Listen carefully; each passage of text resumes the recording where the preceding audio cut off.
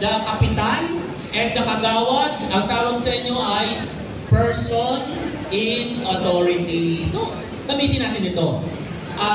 Baka kasi may hangover pa tayo ng Christmas eh. Tapos tayong Christmas So, kailangan tuloy-tuloy tayo. Pangatlo, pangapat na pala, may mga CCTV tayo, di ba? Baka pwede itutok natin doon sa lugar.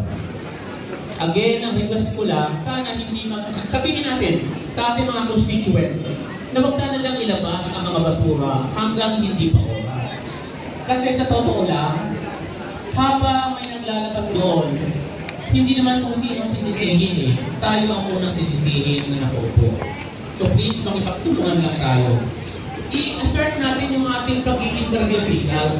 Minsan kasi sabi nila, wala yung barangay official. Hindi. My father was a mayor. My grandfather was a mayor for 9 years during the time of Marcos. My tito now is the mayor of one of the municipality in our province in Luzon. My pamangkin is also the mayor of Loo.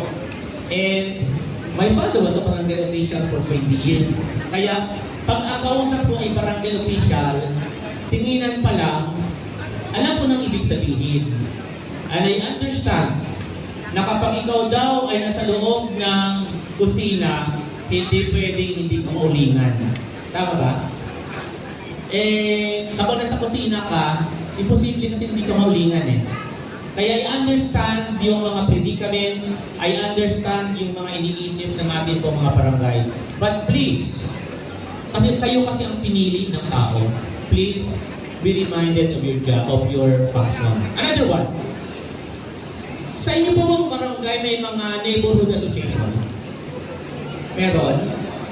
Depende. COA. Depende rin. Grupo ng mga nagchichismis. Yun, marami. Yun pala. Yun pala yun. Grupo ng mga chismoso. Meron chismosa? Grupo ng mga lalaking binubugbog ng asawa.